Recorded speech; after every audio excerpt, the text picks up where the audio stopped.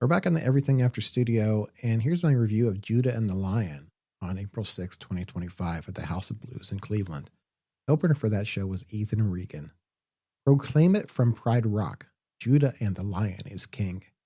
I never gave much thought about what it would mean to be in a lion's den. The biblical story of Daniel, that is the phrase's origin, never really connected with me. A meerkat and a warthog once sang about a lion sleeping tonight, and before them a band called the Tokens in 1961. I had to look that up. And one would think that lions do their best sleeping in their dens. People have dens in their homes for the principal purpose of relaxation. I don't. I have a movie theater instead, and I highly recommend it as an alternative. So den, then, seems to imply some degree of coziness. But then there's the lion, and that must convey the opposite of coziness. Lions are fierce, dangerous, roaring, kingly beasts. You don't want to be in the same room, even a cozy den, with a lion, unless you're also a lion, or a very good friend of one. But that's exactly where I found myself on a Sunday evening in Cleveland, Ohio. This particular pride had taken residence in the House of Blues for a Judah and the Lion show, which I had the pleasure of observing through the lens of a Canon EOS R8 from the pit. Far from an elephant graveyard, the band, formed in Nashville and touring live as long as Osama bin Laden has been dead, 2011, ruled over a lush Serengeti of a fandom. The Lions' own Rafiki, opener Ethan Regan of Charlotte, North Carolina, did a fine job of establishing the vibe, backed by the folk rock twang of Dip Sea Flower, joined by the immaculate banjoist Samantha McCage. The best compliment I can give Ethan is this: if you love Noah Kahan, you should check out Ethan Regan. Then, demonstrating that they are the king of the land and for the land, Judah and the Lions' Judah Akers, wearing a throwback number 23 Cavs jersey, tributing the land's own King James. And Brian McDonald started the set in a stampede of wildebeests, with guitar and mandolin and a mic stand, amidst the VIP on the fan side of the standing room only barrier in front of the stage. So dedicated to immersing the audience in every note, Judah and the Lion had sampled their new song in the pre-show announcements, playing a snippet over the PA to preview the crowd participation part of Maybe the Best, to ensure a rehearsed, no fan left behind, full volume call and response.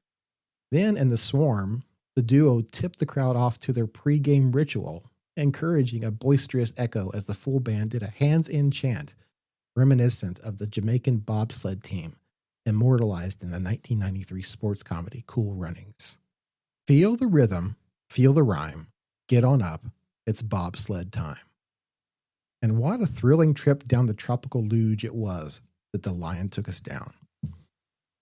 This is a band that gives everything to the fans. And I mean everything. From the roaring rasp of singer Akers to the emotional resonance of storyteller Akers. At times as intimate as a prayer circle, as with the acoustic ballad As the Crow Flies, a tribute to Akers' 8-year-old cousin and grandmother who passed within a week of each other, inspiring Judah and the Lion to compose their latest album, The Process, as a reflection on the stages of grief. But there was to be no grieving this night, punctuated with high-energy folksy rock, stadium-sized, sugar-coated anthems like Floating in the Night. The band's unique sound is perhaps best expressed by the title of his 2017 album, Folk Hop and Roll, which includes the eminently sing-alongable Suit and Jacket, and a reprise of what is probably the band's most overplayed radio single, and Take It All Back 2.0, both of which raised the roof of the HOB on this tour stop, and likely will each subsequent. But the thing is, every JNTL song is a sing-along at a JNTL show. And it never feels like a case of, we're tired of playing this song, so you sing it.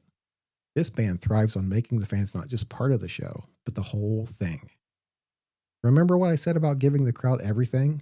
That literally includes the shirt off of the Lion's back, as Akers unhesitatingly obliged the fans' shouted demand of take off your shirt for the encore, which included a live recording of the alluded to fantastic Rager, Maybe the Best, that Akers promises will become part of the song. I'll admit I didn't have high expectations for this show. I'd pre-bulked the algorithm's best of playlist for days before as background music to the typical day job grind. And though there were a few aha moments of familiarity, no single really seduced my concentration from its natural course. There are hits to be sure, but I'd go as far as to say that if you've only heard this band on the radio, Spotify, or even a well-tended collection of every pressed vinyl, the superior format, you've never heard Judah and the Lion. That's because this is a live band through and through. It's not possible to capture in any digital recording or even the grooves of the finest polyvinyl chloride, the energy and passion these guys exude on the stage and their fans off it. If I never buy a JNTL record, you can bet I'll never miss another chance to see them in concert. This was my first concert as a working photographer and rock journalist, and I'm going to say it set a high bar. I love live music and rarely am unmoved by a well-played set. I've gotten, if not pressed against the barrier at the front of a standing crowd, then at least very close at many shows.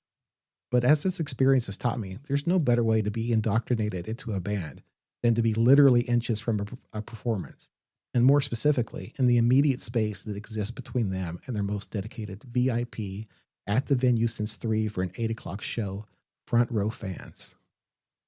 Though, as mentioned earlier, with this band, that space is quite tight, and indeed non-existent at times.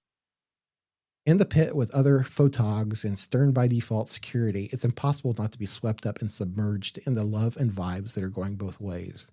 Coming at you and through you, from stage to crowd and crowd to stage.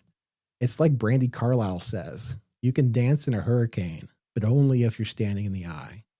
And won't somebody tell Survivor, the eye of the tiger is no match for the eye of the lion. I'm a sucker for the old school guitar rock bands who don't just play their instruments, but play the fuck out of their instruments. Growing up in a house where the parental sibling soundtrack was equal parts George Jones, Elvis Presley, and Alison Krauss, I naturally gravitated to rockabilly and folk rock, which for me is pinnacled by the band Counting Crows. As a writer and movie buff, I most respect the songwriters and storytellers in any genre, and especially the ones that bend them. JNTL checks all of those boxes. Brian the Lion McDonald left the crowd with sound advice we should all heed. 1. Eat more chocolate. 2. Be kind to others. And, perhaps most importantly, 3. Listen to more Judah and the Lion.